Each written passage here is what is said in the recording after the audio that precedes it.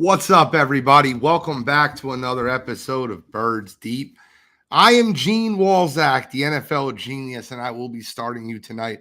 And just shortly, we will be having the THEEGODFREY, the Godfrey and Cool McCain, to discuss the Philadelphia Eagles beating the Buffalo Bills in yet another game of the week for Philadelphia. This is the third straight one they've played. And we're going to talk about another one, which will be the fourth straight one they're playing as they play the San Francisco 49ers this Sunday. But let's talk about the Buffalo Bills. Let's talk about beating the Dallas Cowboys last minute, beating the Kansas City Chiefs on Monday Night Football last minute, short week, playing a motivated, hungry Buffalo Bills football team, beating them last minute in overtime, as last minute as you could possibly get. Headed into a game. Well, I don't want to make excuses, right? We're going to play the 49ers this week in a game in which supposed to be a scheduled loss. 49ers played Thursday night in a non-competitive game versus Seattle Seahawks team who's falling off the planet. The Philadelphia Eagles play on Sunday afternoon in a primetime spot in an overtime game versus a desperate Buffalo Bills team. 49ers have revenge on their minds. Last year's NFC Championship game. What did we look at last year? Well, if Brock Purdy never got hurt, if Brock Purdy never got injured, we would have won. I don't know if 49ers fans understand this, but the final score was 31-7. Scored one touchdown. We scored 31 points. But we can make excuses. They used a backup tight end to block Hassan Reddick, who should have been a finalist for Defensive Player of the Year. That's our fault. That's our fault that Brock Purdy tore his UCL throwing the ball in that situation. That's our fault. What else happened in that game? Philadelphia Eagles figured out a way to run the ball on that 49ers front. They lined up Hufanga on one side and they ran to the weak side over and over and over. And when they swapped Hufanga over to the other side, all the Eagles did was add an extra blocker by running with Jalen Hurts instead of Gainwell or Sanders. But that's not what we're talking about yet. We got to recap the Buffalo Bills. The Buffalo Bills. First half of that football game looked ugly. Sean McDermott, another coach out there, blitzing Jalen Hurts, sent the entire house at Jalen Hurts. Everything was there, right? Sent the house. Philadelphia responded in the second half after getting absolutely decimated, destroyed, blown off the ball by running the football to DeAndre Swift. Same thing they did versus San Francisco. And I before I add the Godfrey in, I see he's just checked in. I want to let everyone know the Philadelphia Eagles have set an NFL record. 15 straight wins versus teams that have a winning record. 15 straight wins versus teams that have a winning record. What do you think about that, the Godfrey? Welcome to Birds Deep.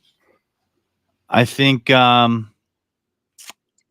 Eagles being underdogs makes it even more disrespectful after hearing that. I know it's not a disrespect thing, but I think that's pretty impressive, and it speaks to the Eagles rising to the occasion. Most of the time, we know the big one was the Super Bowl, but that was a whole nother story. But yeah, I think it's amazing. It's a weird week to me. This is the game that I've been waiting for all year.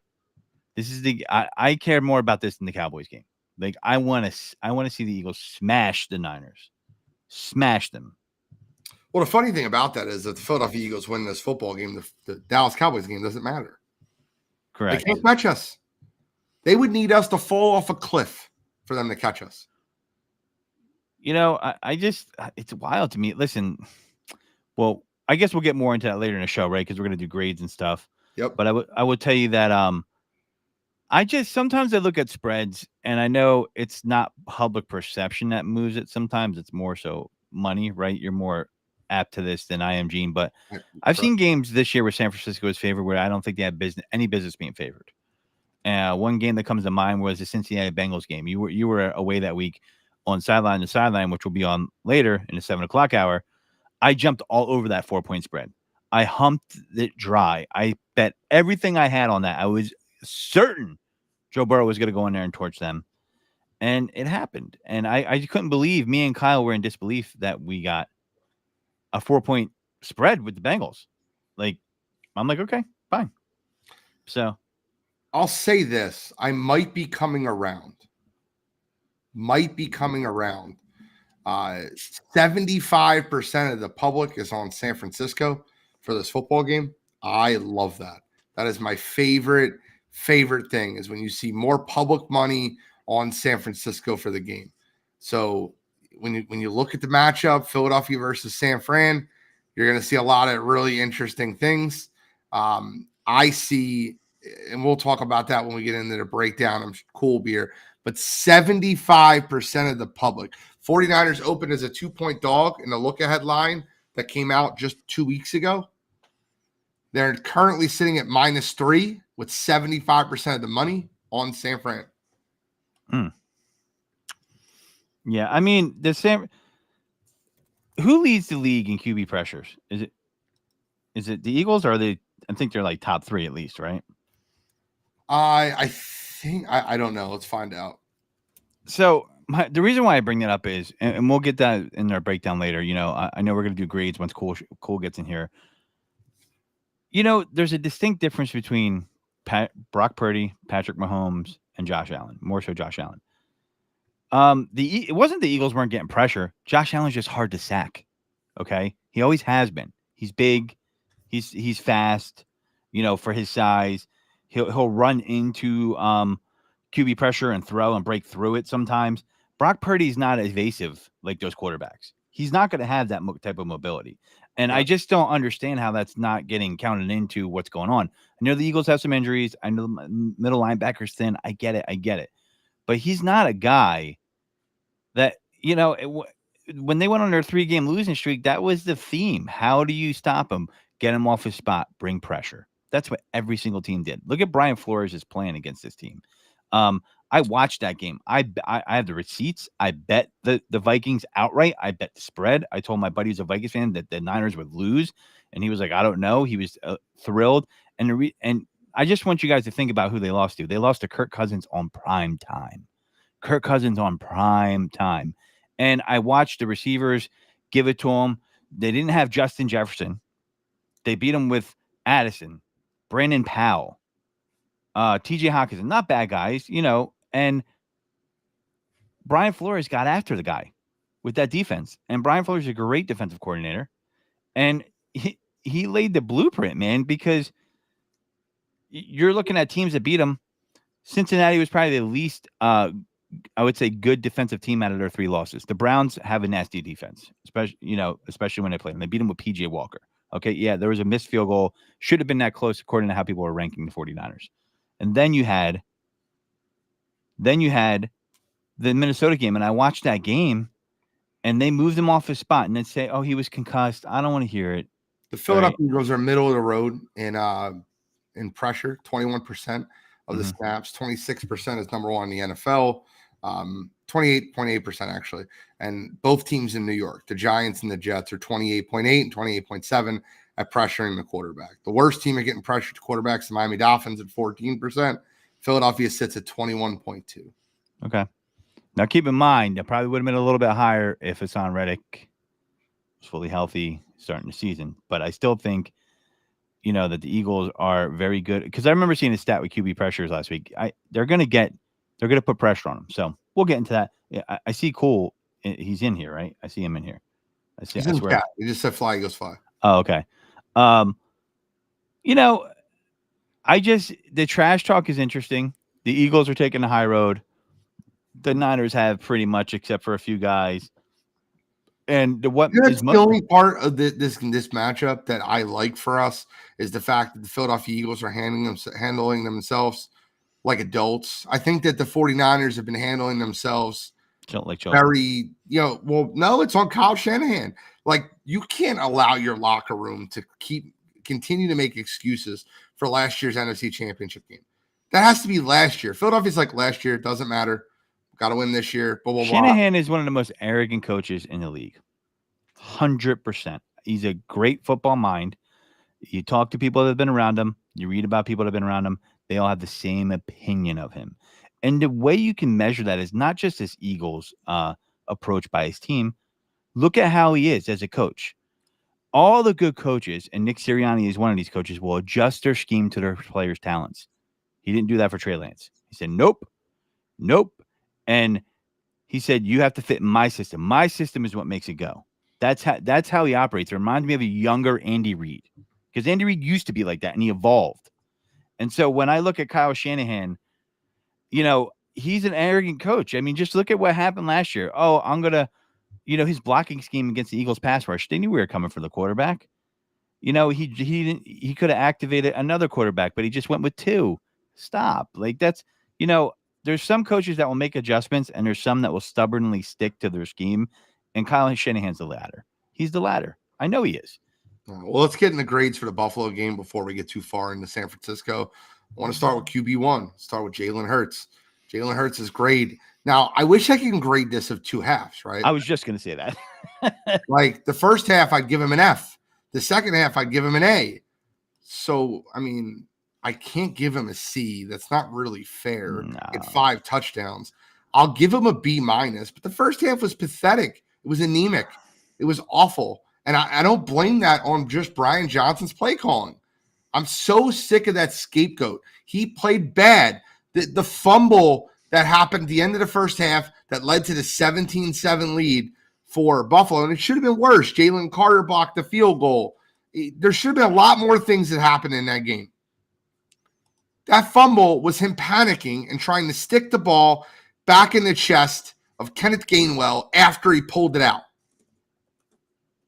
It's on him. He was terrible. I'll go B minus.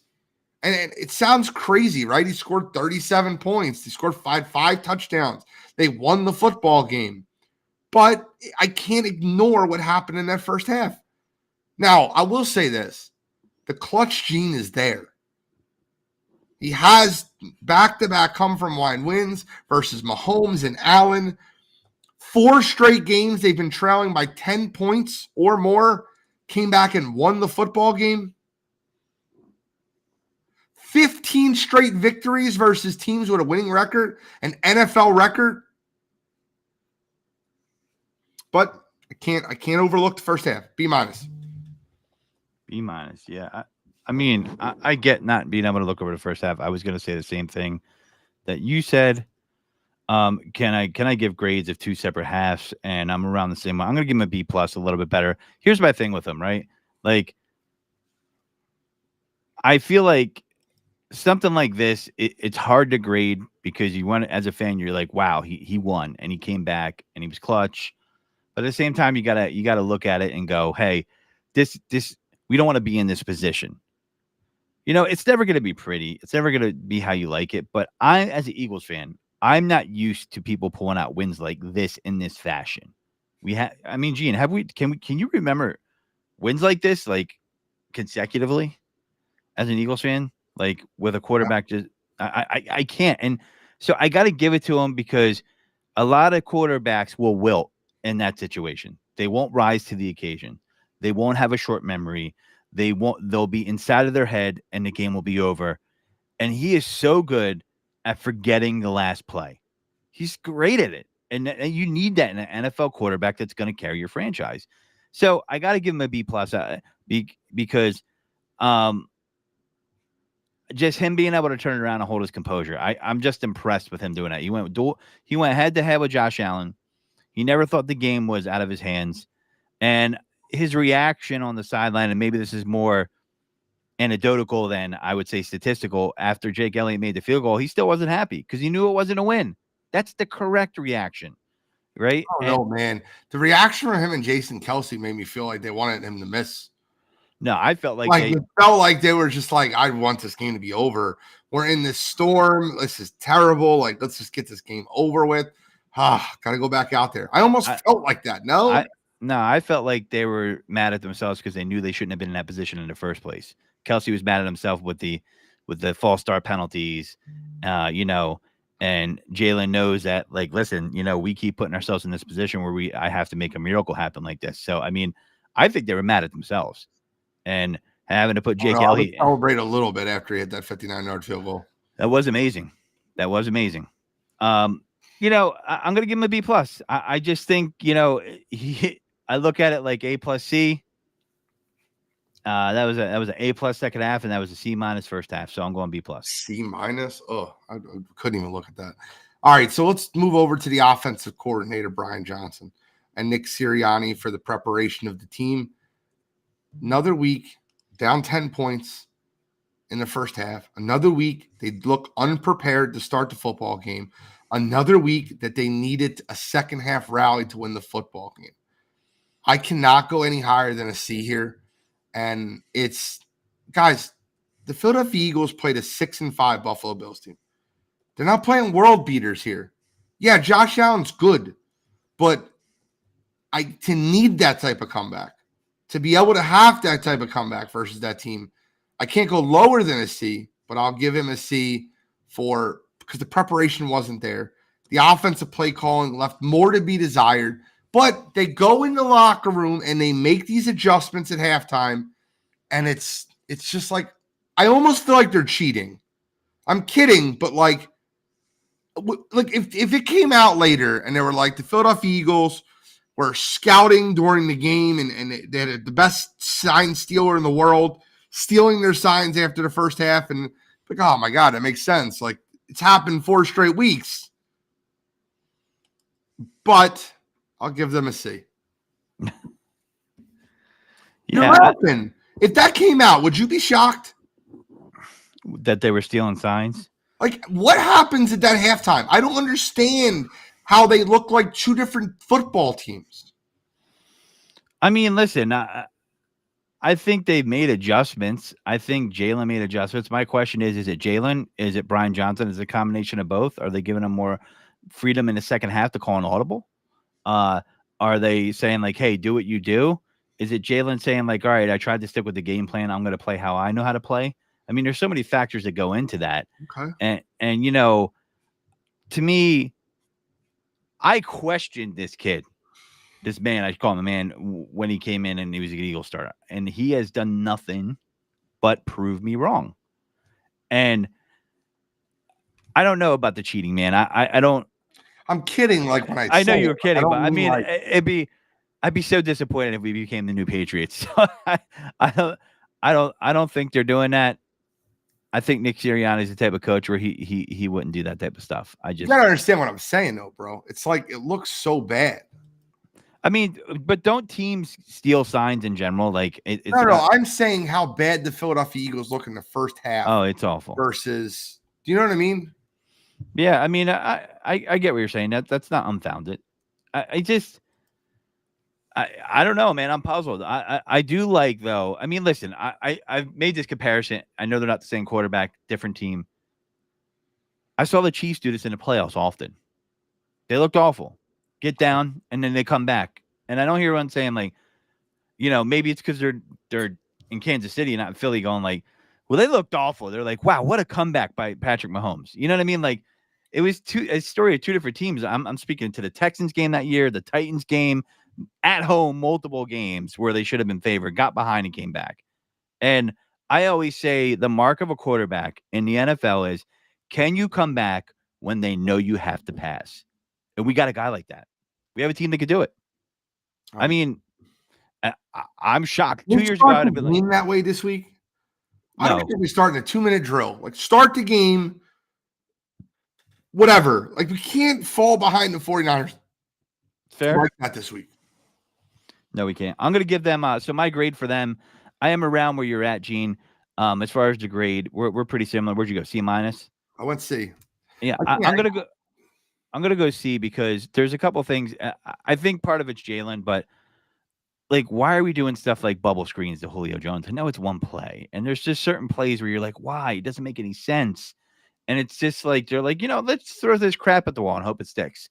Like let's let's get Cool McCain's opinion on this.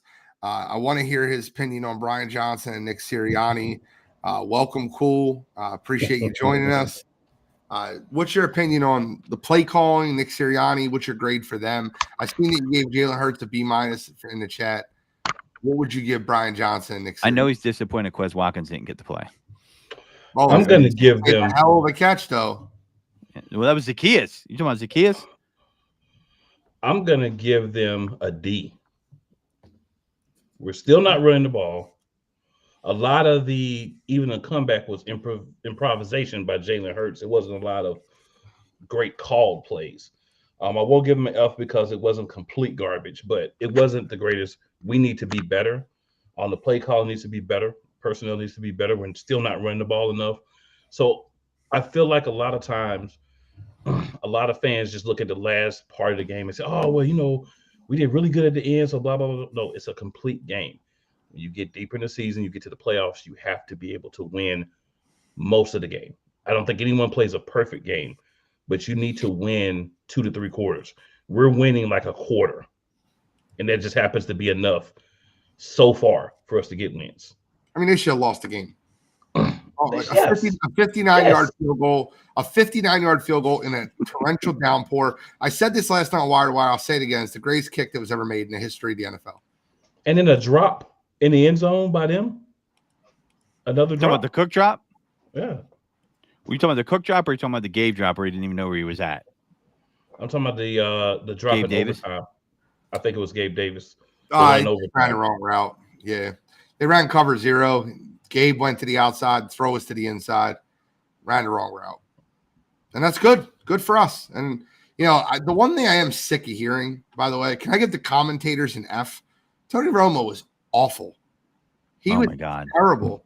Oh, what a great play by Josh Allen. He threw the ball 4 yards to the running back. Like, it's an amazing play. Like, look at what he's doing, Jim. This is incredible. Commentators. And I would give him a G. I'll give him an incomplete. Plus, if you think about it, like the whole their commentary on the horse collar was so way off. You look up the rule, it was close. I get it. It's but come on, guys. Like, and then you got Bill Swinson. Oh, the horse collar. No, bro. No, it was close. Gene Skeletor was an idiot for that too, because you should have actually reviewed the play and looked at it again before you started spewing your trash. Yep, I agree. Because if you look at the rule, it says on the inside, right? And Hassan Reddick had his hands taped with white tape, and there was a white jersey. So it kind of blended together. So you kind of really look at it. I looked at play several times. I put it online. People even were like, no, that was a horse collar. I'm like, nope. I'm like, I know you haven't read the rule. And the rule states it pretty clearly because they would have called that in a heartbeat. I will say this to anybody that's been talking about penalties. I want to make a point for you guys. First half, the Buffalo Bills were penalized 10 times, and they were winning 17-7. Second half, they were penalized 0 times, and they lost the half 30-17. But that doesn't fit the right narrative, G. You can't go around telling truths that don't fit people's narrative, man. How dare you? I seen the Philadelphia Eagles referee jersey. I see all of it. I get it. But they were losing 17-7. And on a lot of those drives in which they got called penalties, they still extended the drives. They still scored. I don't know, man. You can say what you want to say, but I don't think it affected the football game. Well, even if the Bradbury call or the Slay call on the outside where he held the receiver, and if you want to call that, that's fine. I don't think it impacted the football game. Buffalo wasn't called for what? And if I'm being honest, the personal foul on Josh Allen flopping was the most important call of the game, and they got that wrong. Yeah. 100%. He did do with LeBron James. Oh, my Lord. He was LeBroning it up. Gene will testify to this. Like, I'm not the fan that will let a team get away with an excuse for losing by saying the penalties were the reason. I don't care what game it is. If you watch all 60 minutes of the football game, there are other opportunities to win to make that less important, that call. And maybe they should have realized, like, well, maybe you shouldn't have let a kick get blocked or miss a kick. There's 3 points right there with your own kicker getting his kick blocked. You know what I mean? There's so many different things. There's a lot of dirty plays too. Like the Phillips guy, I felt he played dirty. That hit against Jurgensen, Kelsey even came out and said it was a dirty play. And and his name could listen. I'll put it to you this way, right? They hit a fan. Yeah. Right. And tried to use the threaten the family life truth. But what you don't know is all Eagles fans stick together, and we caught you. We got video. So there's no, he was threatening my family. Stop, man. Same dude, Phillips, Shaq Lawson, get out of here, man. Like, that's not going to fly in Philly. No one bought it. No one even bought it because we could tell. Because the security guards of Philly don't play that. They would have threw him out if they were doing that. 100% right away. They wouldn't have sat there and be like, yeah, you go back over to the got bitter that Philadelphia came back in the game. And when they got bitter, the shit talk that was happening all game, that they were sending it back to Philadelphia fans. There's video of it throughout the game where they're sending it right back. They're engaging with the fans. And when Philadelphia took the lead, they just couldn't handle it. They couldn't handle it. And that Buffalo defensive line is a bunch of crooks. You got Shaq Lawson, and now you got Von Miller, who just got arrested for beating his pregnant girlfriend or wife. When did that happen? 2 days ago. Today. Yeah, today. Well, it came out, it broke today, but yeah, 2 days ago. Wow. So listen, say what you want to say. The Buffalo scumbags, they're gone. Let's get into Mr. Sean Desai. Now, I'll go first on this one. Cool. Looks like you just smelled a fresh fart in church when you brought it, said his name. Well, follow me here real quick. There's a couple things that happened. Say no way. Zach Cunningham had a hamstring injury, left the game in the first half. They're using Christian Ellis. Fletcher Cox had a hamstring injury, left the game in the first half. Jordan Davis played the most snaps of his career. Reed Blankenship had the most snaps in the last 11 years in that football game. Jordan Davis, I'll give him all the credit in the world. My man literally was out with injury at the end of the game for exhaustion.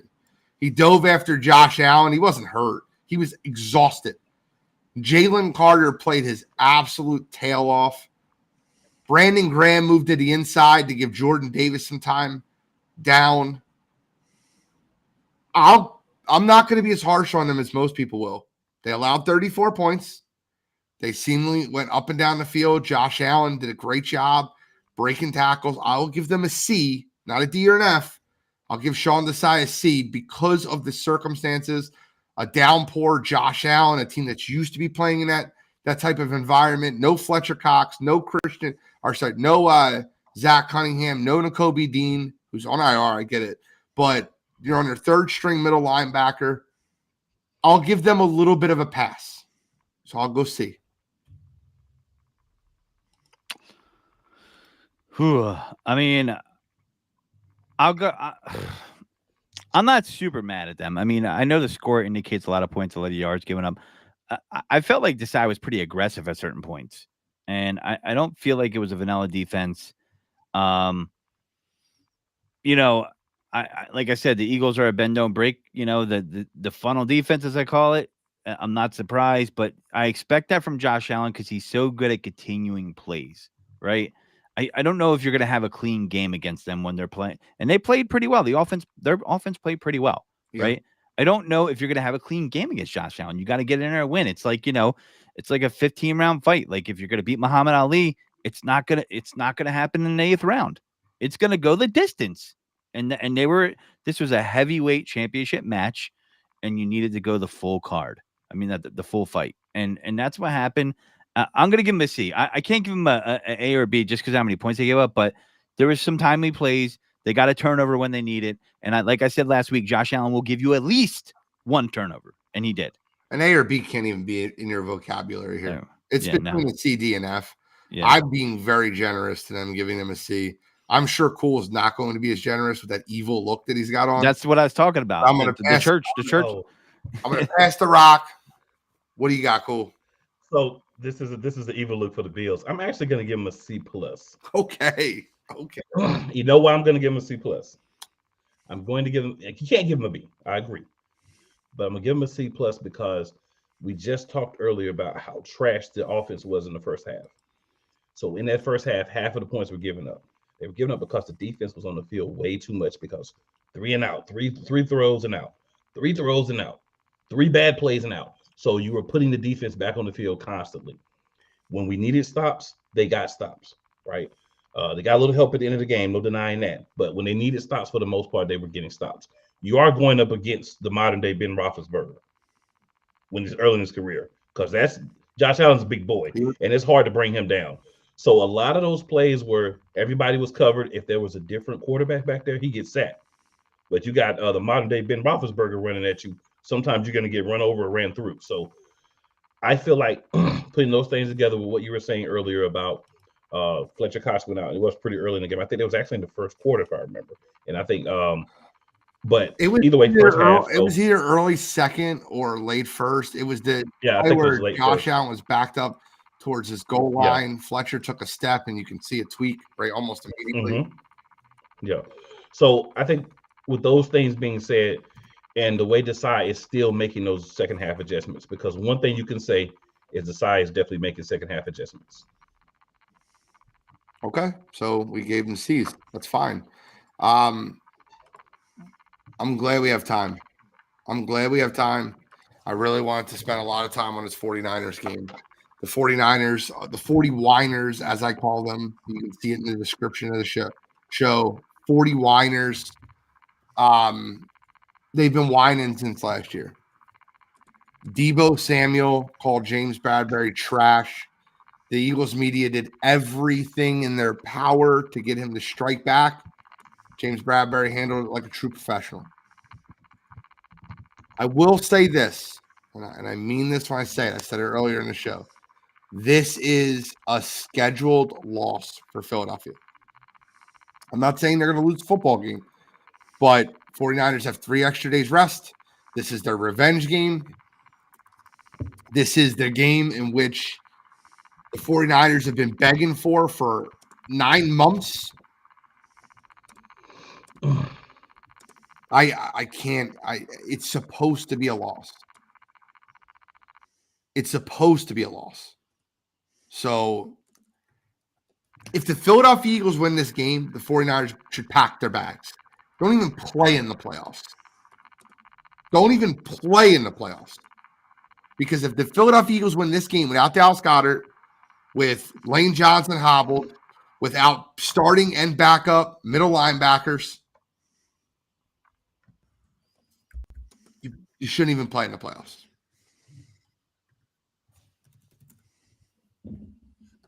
Godfrey? Well, I don't know.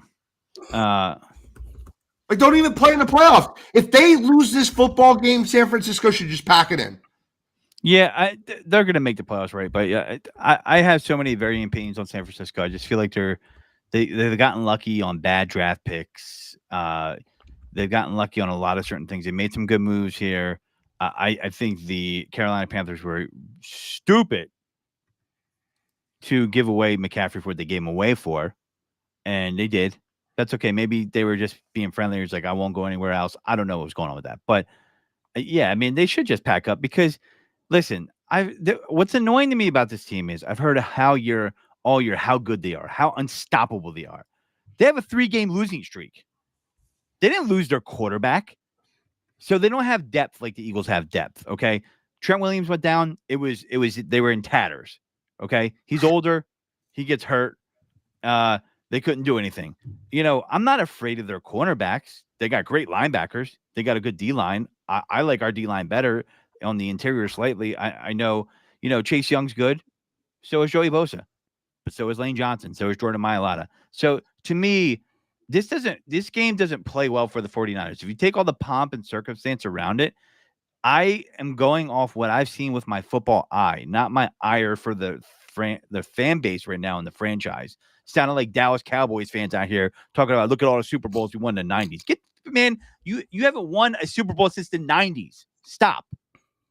You're like Cowboys fans. Go to get the VHS, blow the dust off of it. I mean, last time you had something significant in the playoffs, Kaepernick was on the team. You had a run there, and you had T.O. crying in the end zone. I'm tired of these Niners fans talking smack, bringing out the Roger Craig jerseys. Like, no. Eagles have won a Super Bowl since. We've been more of the dominant team in the league, and they beat your ass last year. And just because your quarterback got hurt, you've been crying all offseason. Their fans have been crying. The radio station has been crying. It's ridiculous, and I just don't think that this is a good matchup. If we play our game on defense and we bring pressure to QB, I don't see their O-line isn't that great. He has to get rid of the ball quickly, and it has to be done quickly to a certain spot. He just needs to get moved, and it will throw off the rhythm of that offense. Okay? There's a lot of motion to get people open. You can disrupt these things on defense, okay? And it's not hard to do. And by the way, listen, say what you want to say about Kevin Byard. He's had a couple good tight end matches to go with, and he's kept them relatively quiet. I mean, I'll take 7 of 44 from Kelsey any day against us. I believe that was a stat line. He might have had a touchdown there. You know, and last week, Dalton Kincaid, not a bad tight end in his own right, rookie guy. He held him to a pretty low game. So I'm not really afraid of Kittle because I think Kevin Byard can deal with Kittle. Call me crazy. Or they're gonna have to say, hey, Kittle, we got to keep you in the block because they're gonna come right now. That's it right there. They're going to need to keep Kittle in the block because their right tackle, Colton McKivitz, is a backup right tackle. Who? Colton McKivitz. That's Who? his name. Exactly. Yeah. He's a backup right tackle. They're starting right tackle towards bicep in the Jacksonville win, just a week and a half ago, 2 weeks ago. He tore his bicep in that game. He's out for the year. Colton McKivitz is going to need help on that side of the field, and George Kittle will be the help that they summon. If they put a backup tight end on Hassan Reddick again, I'm telling you right now, I don't want to hear it. If Brock Purdy gets knocked out of this game because he gets hit, because you don't give Colton McKivitz any help on that right side, I don't want to hear it. I'm done with the excuses, man. I'm done with it. But Gene, that's what I'm talking about when the stubbornness of the coach and his scheme come into play. Okay, he's already learned this lesson once. Will he dip in and double down what he did before in using a backup tight end? And Kyle Shanahan is that guy that would do stuff like that. Yeah. I mean, so I to me, Nick Sirianni, for what he does lack, and there's a lot I love about him, he will adjust and listen to his players. He has shown that. Okay, and I don't see. He's a great preparer, but not a great adjustment person in game as far as Kyle Shanahan goes. Good. And he chokes when the pressure's on. He's done it. He's blown 2 Super Bowls already. Yeah. I mean, does anybody in their secondary scare you? Are you like, wow? No. Charvarius Ward's their number 1 corner. I don't think that he scares me at all. He was barbecued by Kirk Cousins on primetime. Barbecued. I watched it. He was flipped, fried, whatever. And they have no starting safeties left. Yeah, the guy that both their safeties are out. Troy Polamalu Jr. is out, and Hufanga is out for the year. They're both on IR. Troy Polamalu Jr. is out. Yeah, so cool. Help me understand why the Eagles win this football game, because I'm sure you'll pick them. I'm scared to death of this game. I'm the hesitant guy. I just don't see the team going 16-1. And if you're going to lose, this is the game to lose. I did say that last week, though, about Buffalo. You did. I am concerned about this game. The reason I'm concerned about this game is because this is their Super Bowl. Yep. When you're playing a team and it's their Super Bowl and it's not yours, you're probably going to get the best version of them. But as you pointed out, their offensive line is not amazing. We should be able to get pressure. One of the things about Brock Purdy that he has not been able to do, but this is something that we struggle at, is once he gets behind, he has a hard time catching up. We struggle at getting ahead until the end of the game. So we're negating one of the better things we could use against Brock Purdy because we don't come alive until the second half. I feel if we can get points early, if we can get 14 points or 13 points, a touchdown, 2 field goals, some long drives, I think we can get Purdy in a situation where he has to start going outside of his comfort zone. He has to start attempting to make plays and be the catalyst to them getting the ball in the field and making good plays. I think that's where you haven't seen a lot of Brock Purdy have to do so far, and that's where he would struggle. I also feel like he's still a young quarterback, year 2. Disguise pressure. Make him think it's going to be something different. If you're going to hit him with a zone, make him think it's going to be man, right? If you're going to rush, make him think you're not going to rush. Make him think you're going to sit back and press coverage. Do things to confuse him, make him see, and don't do it consistently. Do different things out of the same formation so that he's not able to say, oh, okay, this is what they're doing. This is what they're trying to disguise. Offensively, I say this every week. Run the ball. Okay? run the ball. You have several gentlemen on our team that are running backs. DeAndre Swift, give him 15 to 20, right? Kenny Gainwell that doesn't gain well, you're going to give him at least 5 because you're in love with him. Let's go ahead and get some out of Boston Scott as well. Bobblehead. Let's get Bobblehead in the game for 5 or 10 carries, right? Let's use that running game. Let's lean on that some. Let's keep the offense off the field. You want George Kittle. You want Ayuk. You want Debo Samuel. You want those guys on the side, McCaffrey, as much as you possibly can. A way that you do that is wear their defense down by running the ball. So when we get to the fourth quarter, we could really eat on that defense. I think these are the things that we need to do. Blocking is going to be blocking. I think we set Lane Johnson last week so that he would be good for this game. Yeah, I agree. And we knew we would need him more in this game than last week. Rain also. I think that it was a mixture of a lot of different things. I finally have an opposite. I have a different approach to what they got to do, and it's you guys are going to be shocked because it's different than what it normally is for me. Eagles should come out firing the ball, passing it.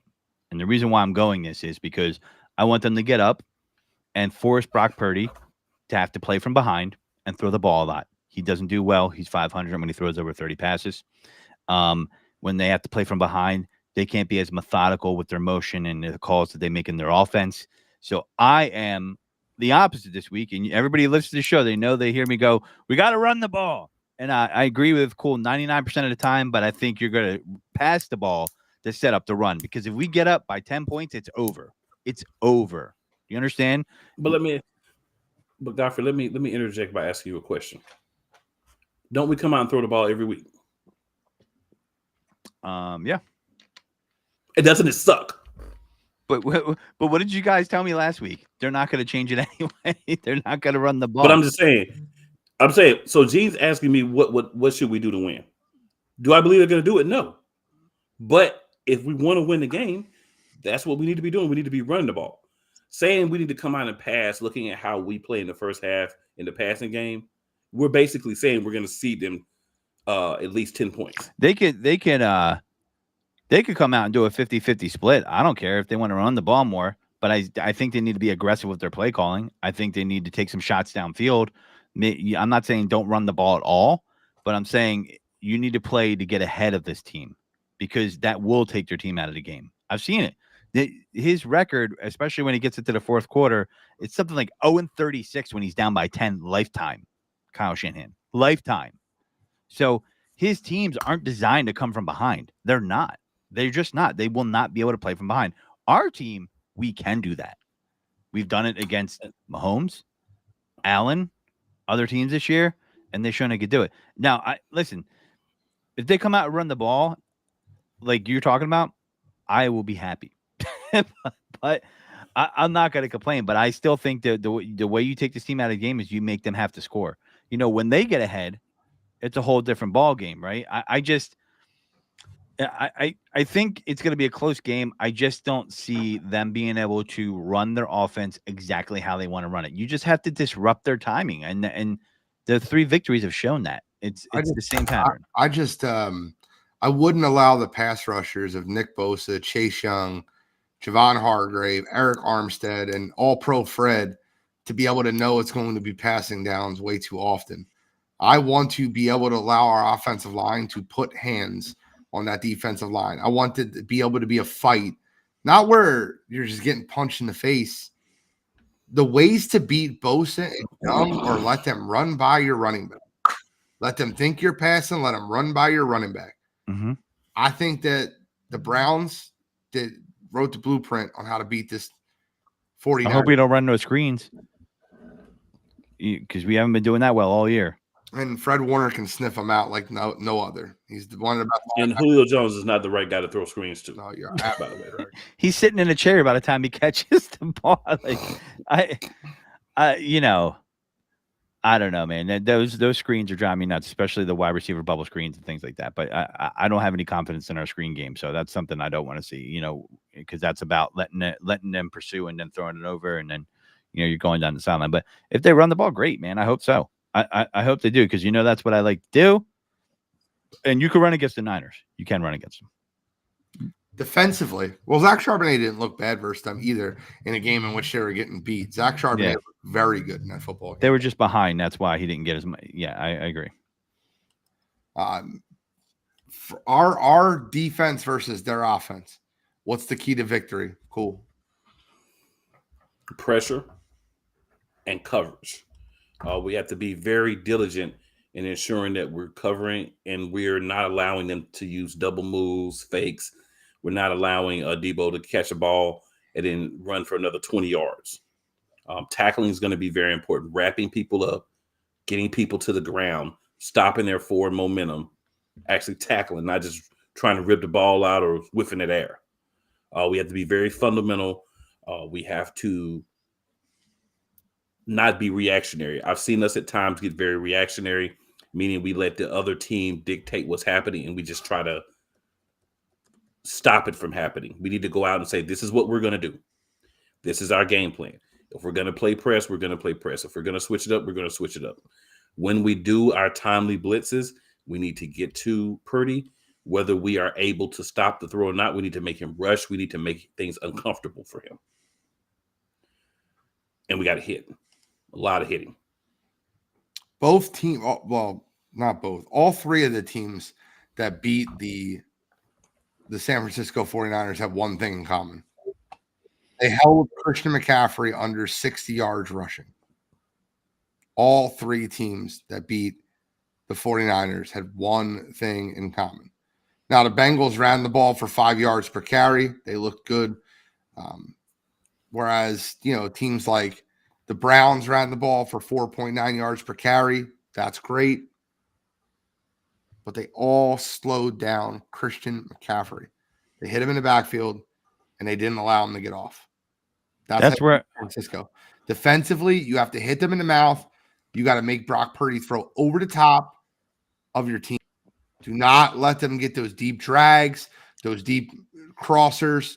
That's what they want to play. They want to get play action off Christian McCaffrey, and they want to hit those crossers across the middle. That's San Francisco's bread and butter. Yeah. So the McCaffrey thing, I mean, that does worry me a little bit because of the linebacker situation. I mean, what about you guys? What are your thoughts on that? Like, how they're going to defend it. I mean, with Cunningham being hurt and, is it Ellis and Morrow pretty much playing the linebacker, the middle linebacker? Am I correct there? Ellis looked like a turnstile, but, Yeah, Cunningham's not playing. Right. So the Philadelphia Eagles will be starting Nicholas Morrow. I wouldn't be shocked if they moved Kevin Byard up into the box and they played a little bit more light on the defensive end. But right now it looks like Christian Ellis will be starting for Zach Cunningham. So, yes. Yeah, I guess the way you have to do that is if they are leaving Kittle on the block because he is a good blocker, then you can move Kevin Byard up in the box. That's where the scheme part of it's going to come in. If they see him going out, then Kevin Byard's going to have to take that responsibility, I would assume, unless Blankenship. I need Sean Desai to do a lot this week. I need him to do a huge part this week. Yep. Yeah, definitely going to need Sean Desai to really scheme for this and really put these guys in the right position because we are definitely looking ugly at linebacker. I did have a question for you guys. Yes, sir. So I did a show last night. Okay. So I had a Eagles fan on, and his belief is that in order to be successful, we need to throw the ball 60% of the time and only run the ball 40% of the time because the teams that win, statistically speaking, throw the ball 60% and only run about 40%. What are you guys' thoughts on that? How do you feel about that? Who's the top team in the AFC right now? The Baltimore Ravens, the last time that I checked. Who runs the ball more than anyone else in the AFC? The Baltimore Ravens, the last time that I checked. Who's the top team in the NFC this year? The Philadelphia Eagles. Who runs the ball more than anybody else in the NFC? The only other team that I say would run anywhere close to us would probably be San Francisco. Philadelphia runs the ball the most, even though we're not running it enough to the running back. If you add Jalen Hurts. Well, if you add Jalen Hurts in, yes. They have the most rushing attempts in the NFL. So I think that that's a crazy statement. Running the football, controlling the clock, letting your defense get refreshed is huge. So I think that's an absolute absurdity that he even said that. Now, Swift has had timely runs. I mean, at the end of that game, He had some big runs. He had some big runs with Kansas City. Do they lean on Swift more? I think they should. He's a clear number one in his backfield. And I agree. I mean, that is crazy that guy would say that on your show because I feel like that's a stat that someone pulls out. That's just a generalized stat. And, there can be lies within the numbers. You know what I mean? It's just like when you look at a box score and you're like, oh, he had a great game, but when you look at the game and you're like, well, this pass was tipped. He was throwing low. He was throwing balls in the dirt. That's not going to show up on his stat sheet, right? So there's just stats lie sometimes, man. And I agree with you, Cool. I think that's nuts. I mean, yeah, I thought it was asinine, ridiculous, and such things. And then the other thing he said was that we need to run the ball less with Jalen Hurts, and those runs need to be turned into passes for Jalen Hurts. I was incorrect. The Falcons have ran the ball 3 more times than the Philadelphia Eagles. But I don't know if they've had their bye week already, and we have. But they have 3 more. They have 3 more rushing. I'll tell you this. If Desmond Ritter's your quarterback and you only have 3 more rushes than us, that's a problem. I looked it up to make sure. Ravens are number 1 in football. Then the Browns, Falcons, Eagles. Then the Bears, 49ers. Yeah. I don't know. I mean, the Eagles, you can't be one-dimensional in the NFL. You'll get exposed eventually. Top teams right? run the football. Yeah. I mean, let's look at the Chiefs. Have Patrick Mahomes. Yeah. Great team, right? And Rashid Rice is starting to come in his own, but it's like old Andy Reid. It's like, let's get a bunch of guys and draft a guy, and then that will work. But it doesn't work, as you're seeing in certain games, right? So they could run the ball for sure, but now they're having trouble passing the ball, right?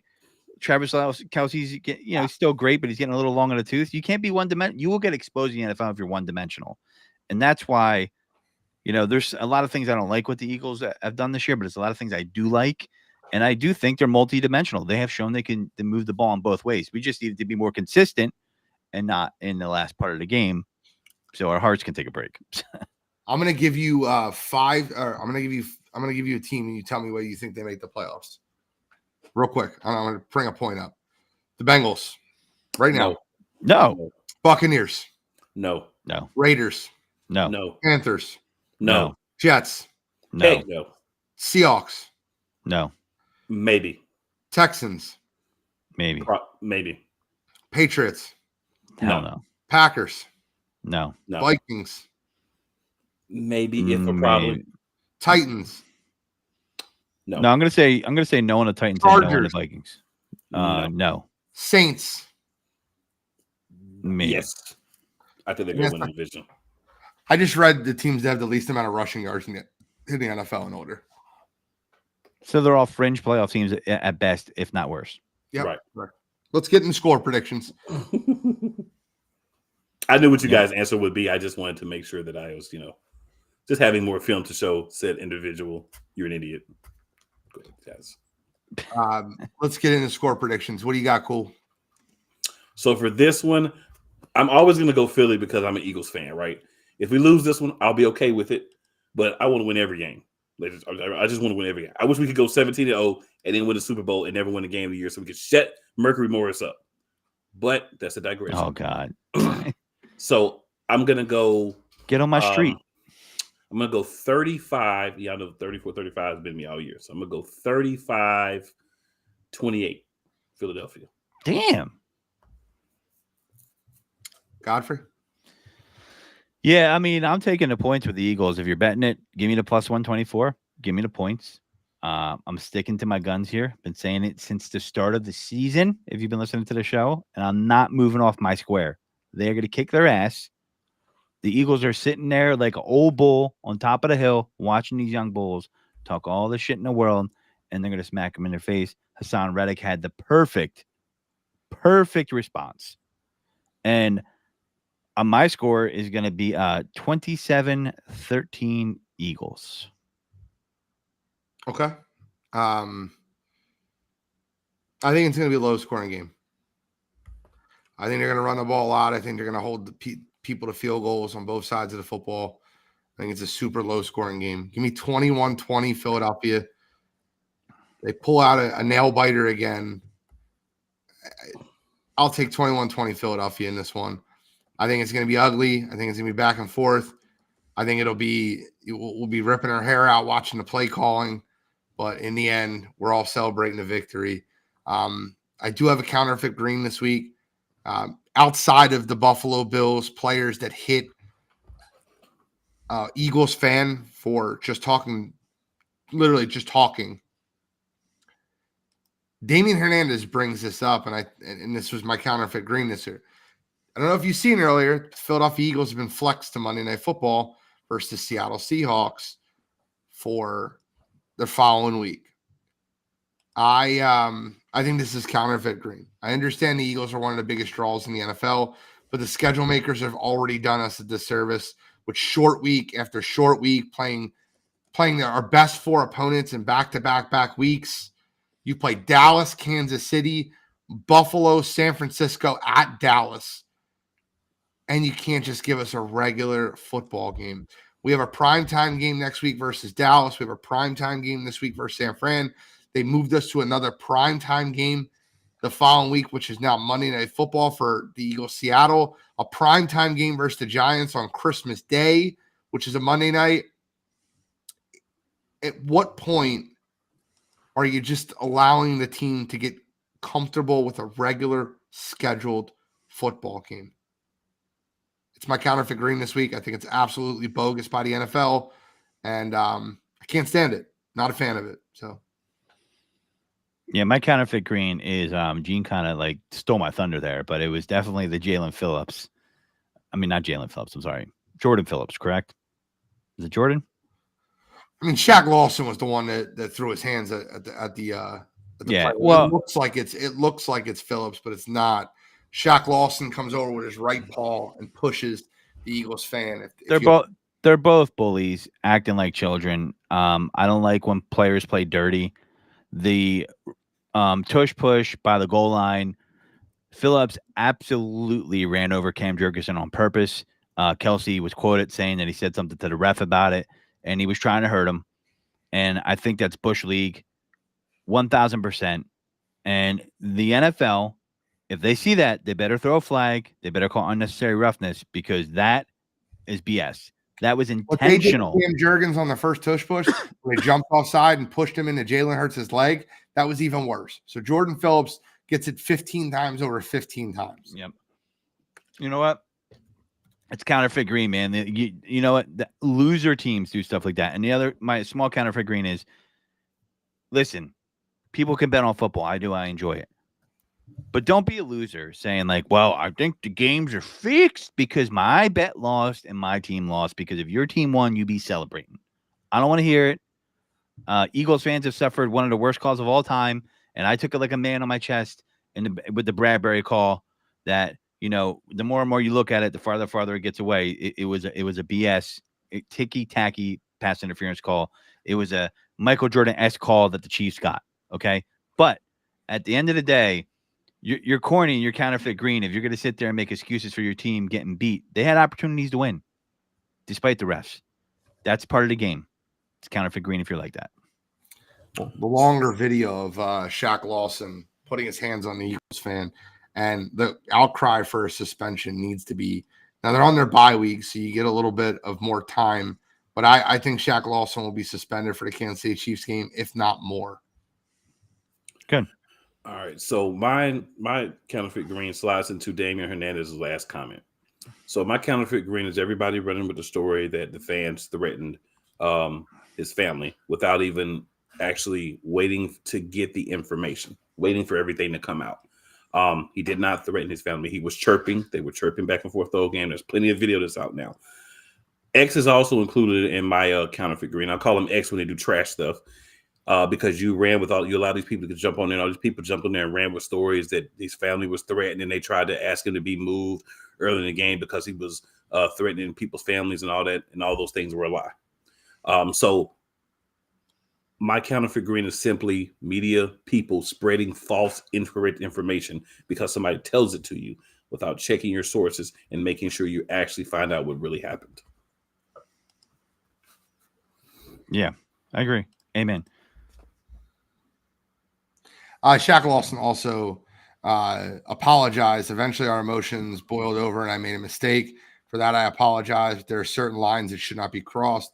I love the crowd. I love rowdy fans. It makes the game fun. But one thing I'm not going to tolerate is someone threatening my family. This is a line that shouldn't be crossed. There's video after video after video that have nothing to do with no words of the fan other than the Eagles are coming back. They're going to beat you and things of that nature. So. Yep, but I mean, you got to try to do something to try to save yourself. So saying your Damage family was control. threatened is a way to Damage save control. yourself. Remember when Myles Garrett made that comment when he hit what's his call with the helmet in the face, and he said he called them the N-word, and then every Steelers player and their mother, who was it? Mason Rudolph was, I think it was. Yeah. But every Steelers player and their mother was like, that's not true at all. Like, that's absolute BS. It's just it's a weird card to play at that point. Yep. Threatening my family, whatever you have to do to try to save yourself. It's just not right. Don't put your hands on a fan. Why are you responding? Listen, I'll tell you something right now. And I don't mean to be rude when I say this. You paying me $1 million a year to play football. You can say whatever you want to me. I'm going to laugh in your face. Listen, I get paid $1 million to be here, and you're paying $400, $500, $600 to watch me. Okay, bro. Say whatever you want to say. I can't understand. Russell Westbrook's another one. He got into it with a fan the other night. You're not going to disrespect me. Like, why? Why does it bother you? Don't go on Twitter if you're that sensitive. Don't know what to tell you. Any final comments before we wrap up, gentlemen? No, that's it. Enjoy this game. Enjoy this rivalry. Be friendly out there. It is only football, but I hope the Eagles walk a mud hole in the 49ers to stomp them dry. There's an individual that could be definitely beneficial to the Philadelphia Eagles that is now a free agent. Goes by the name of Zach Ertz. Howie, let's get it. Give me Zach. Give me Shaq. Can't hurt. Give me Darius Leonard. Hey, let's get it. Shaq Leonard. Yeah, Darius Leonard. Give me Zach and give me Shaq. Thank you guys for tuning in to another episode of Birds Deep. We will be back next week. Same bad time. Same bad channel. So I am the NFL Genius, Gene Walzak. That is Mr. Eagles Elite, Cool McCain. And we got the THEEGODFREY.